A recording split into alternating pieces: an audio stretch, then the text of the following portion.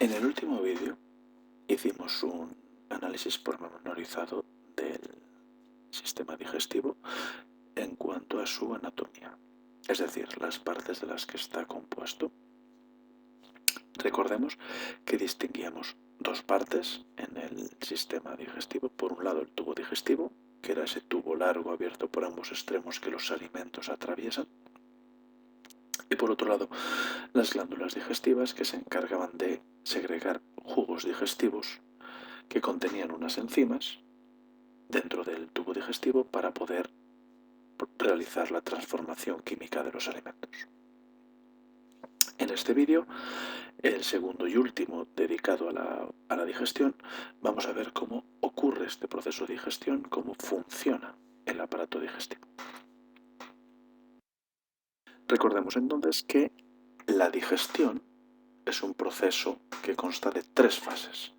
Por un lado tenemos la digestión de los alimentos, en la que los alimentos se transforman para liberar los nutrientes que contienen en su interior.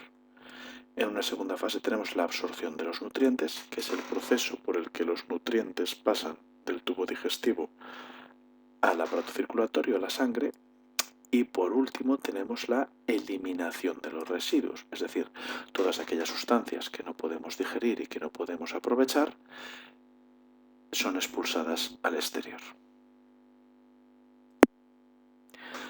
Vayamos entonces a la primera de las fases. La primera de las fases, como hemos dicho, es la digestión de los alimentos. Conviene considerar que nuestras células y las de ningún ser vivo son capaces de aprovechar un alimento como tal, es decir, una célula de nuestro cuerpo no puede aprovechar una manzana, nada más que veas la diferencia de tamaño. Lo que sí pueden aprovechar nuestras células son los nutrientes que están dentro de la manzana. Así que, como hemos dicho ya en varias ocasiones, la digestión de los alimentos consiste en liberar esas sustancias, que son los nutrientes que sí pueden aprovechar nuestras células, e ignorar todas las sustancias que no podemos digerir y no podemos aprovechar. Dentro del cuerpo humano, la digestión ocurre fundamentalmente en tres puntos: en la boca, en el estómago y en el intestino delgado. Es fácil de entender que dentro de la boca nosotros introducimos un alimento.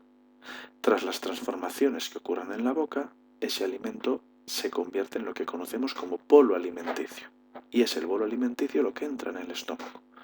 Tras las transformaciones que ocurren en el estómago, ese bolo alimenticio se transforma en quimo, y este quimo entra en el intestino delgado. Y tras las transformaciones que ocurren en el intestino delgado, somos capaces de separar el quilo y los nutrientes. Y el quilo iría al intestino grueso. Por lo tanto, tenemos tres etapas. Empecemos por la primera. Nosotros introducimos los alimentos en la boca, que es el comienzo del tubo digestivo en lo que a los alimentos se refiere. Dentro de la boca, una vez que nosotros introducimos los alimentos, lo primero que hacemos es masticarlos. Durante el proceso de masticación, los alimentos son insalivados y triturados. La trituración ocurre gracias a los dientes y la lengua, que van machacando los alimentos, y es lo que conocemos como digestión física. No hay ninguna transformación química. Mientras que la insalivación es verter la saliva, que son los jugos segregados por las glándulas salivales, que además de saliva se genera una sustancia a la que llamamos moco.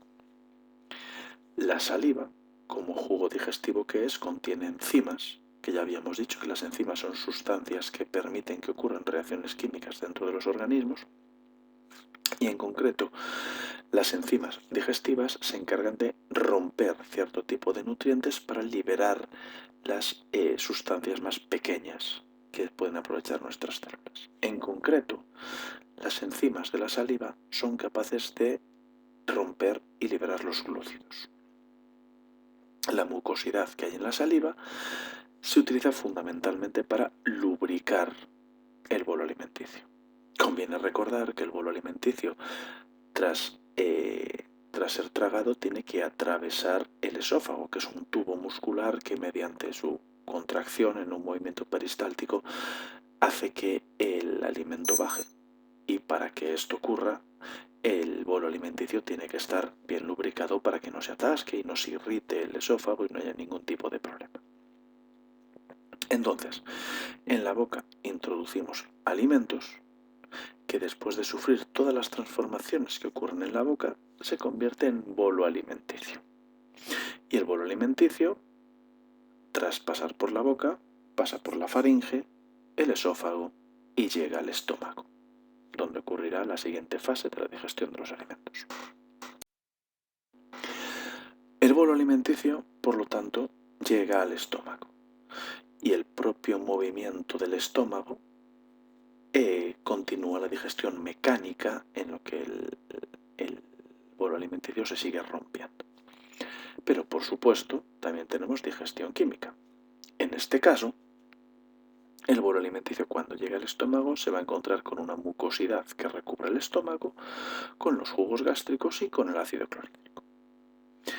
El jugo gástrico es el jugo digestivo segregado por las glándulas gástricas que se encuentran en las paredes del estómago. El jugo gástrico tiene unas enzimas, como todos los jugos digestivos, que se encargan de romper las proteínas, exclusivamente las proteínas. Pero claro, el estómago es muscular, está formado por proteínas, así que necesitamos un sistema que asegure que el propio jugo gástrico no digiera el propio estómago, no lo rompa. Y para eso tenemos dos mecanismos. Por un lado tenemos el ácido clorhídrico.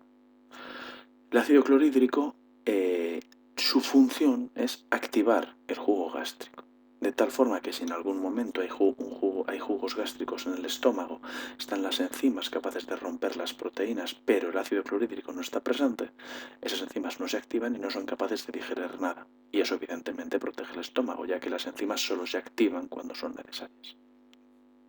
Pero es que además el estómago está recubierto de una mucosidad que al no ser de naturaleza proteica, al no ser una proteína, no es atacado por el jugo gástrico. Y de esta forma esa mucosidad protege al propio estómago de no digerirse a sí mismo. De este modo, el bolo alimenticio que ha entrado en el estómago, tras todas las transformaciones que ocurren dentro del estómago, se convierte en quimo. Y este quimo es la sustancia que pasa al intestino delgado. Habitualmente, cuando se habla de digestión, la gente piensa fundamentalmente en el estómago, como si el estómago fuera el órgano más importante del aparato digestivo. Si bien hemos dejado muy claro que dentro de los organismos vivos, por toda la interrelación que hay entre todas sus partes y todos sus órganos, todos son imprescindibles, si tuviéramos que darle más importancia a un órgano, sería el intestino delgado. Es en el intestino delgado donde ocurre la mayor parte de la digestión de los alimentos y, como veremos luego, también de la absorción de los alimentos. Pero vayamos por partes. Muy bien.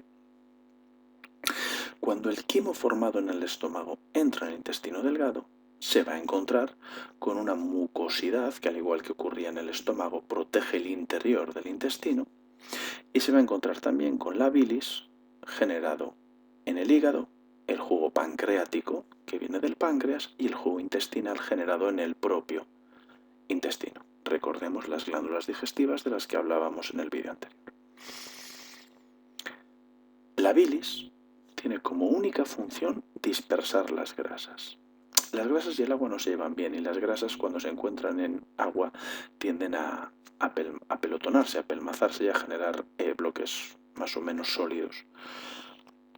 Entonces, el objetivo que tiene la bilis es separar estas grasas. ¿Para qué? Pues para evitar que se formen etapones y por otra parte para permitir que el resto de enzimas que vienen de los otros jugos sean capaces de entrar entre las grasas y poder romperlas. De este modo conviene resaltar que la bilis no dispone de enzimas que digieran nada, simplemente dispersan las grasas, aunque evidentemente si tenemos una sustancia que su única función es dispersar las grasas es que es algo especialmente importante. Como decíamos, también nos vamos a encontrar con el jugo pancreático. El jugo pancreático dispone de dos cosas fundamentalmente: enzimas y bicarbonato sódico.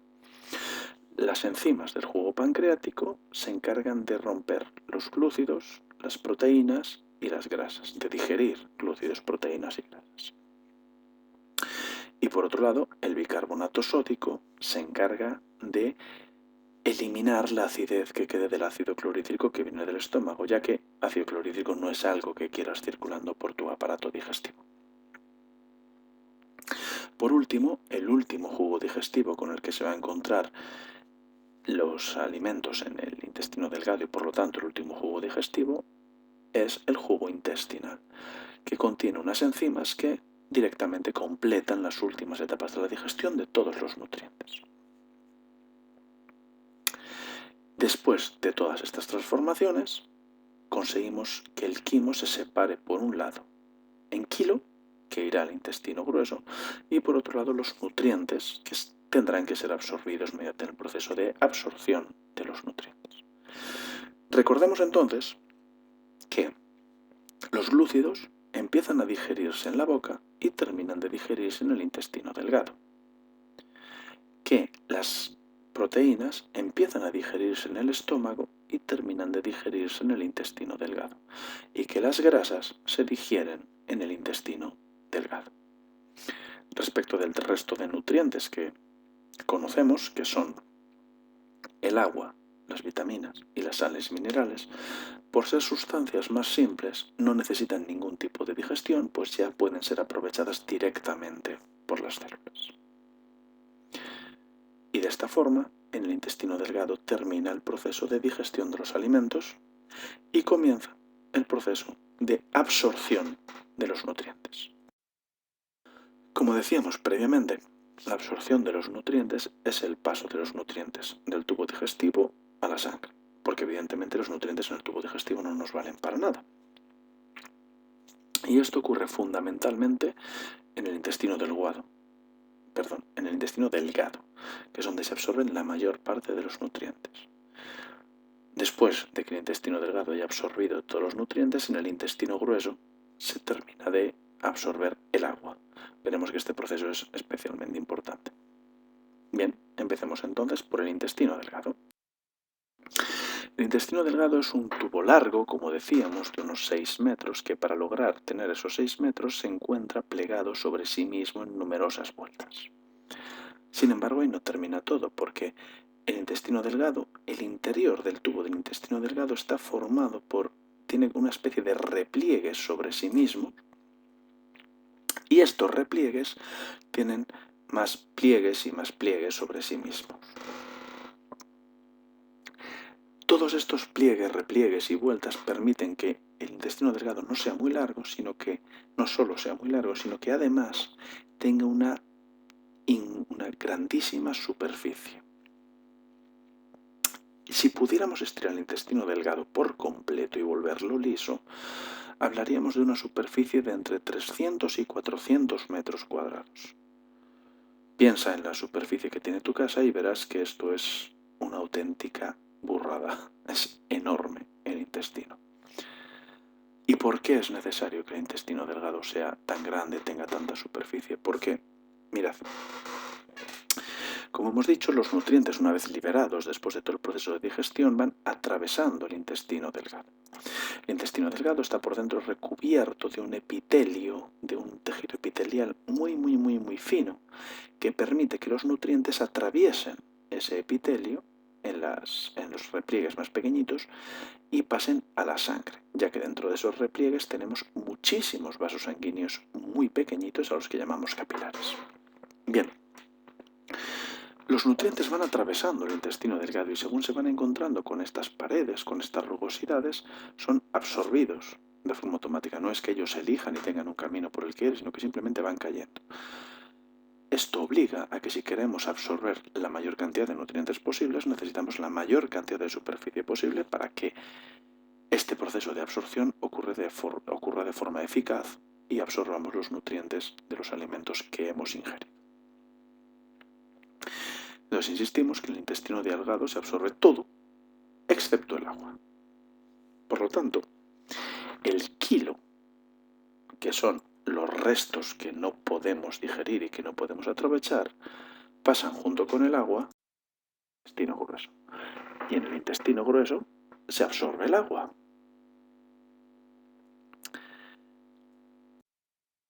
Y además, en el intestino grueso se genera la eliminación de los residuos. Insistimos una vez más, aun a riesgo de ser pesado. Los nutrientes atraviesan el intestino delgado y son absorbidos hacia la sangre, mientras que los restos que no podemos aprovechar y el agua entran en el intestino grueso. Una vez que llega al intestino grueso, va atravesando tranquilamente el intestino grueso mientras va perdiendo agua a cada paso que da. Y mientras va perdiendo agua a cada paso que da, llega hasta el final, y cuando llega hasta el final tenemos la necesidad de ir a defecar, de ir al baño y de expulsar estos residuos al exterior. Por lo tanto, si tú al kilo le quitas el agua, lo que tienes son las heces fecales, que son estos residuos que, como hemos dicho, nuestro cuerpo no es capaz de aprovechar, nuestras células no pueden aprovechar esas sustancias y en gran medida resultan tóxicas, por lo que necesitamos expulsarlas al exterior. Y de esta forma tenemos completo el proceso de digestión. Digestión de los alimentos, que consiste en transformar los alimentos para liberar todos los nutrientes. Absorción de los nutrientes, una vez que hemos liberado esos nutrientes los absorbemos a la sangre para que el sistema circulatorio los distribuya por todo el organismo y a todas las células según proceda. Y por último, la eliminación de los residuos, en el que las sustancias que no podemos aprovechar simplemente se eliminan al exterior.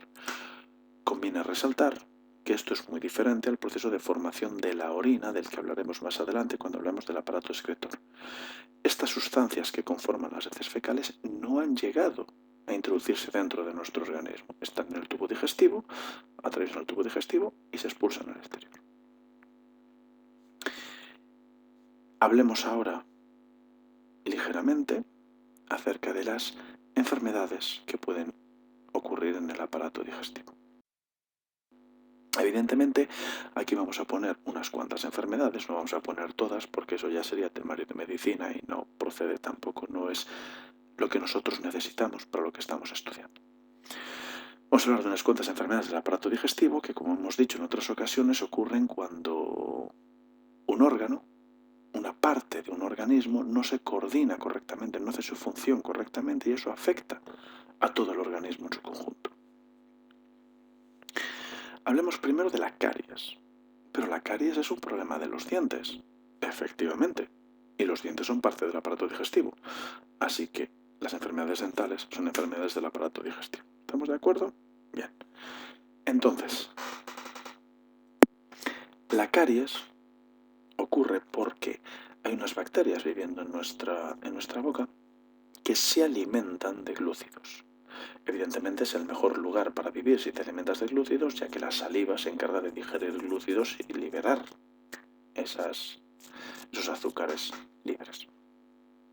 Entonces estas bacterias segregan una serie de sustancias como desecho de su digestión que destruyen el esmalte dental, y una vez que destruyes el esmalte dental, el resto del diente pues no tiene muchas opciones de mantenerse firme.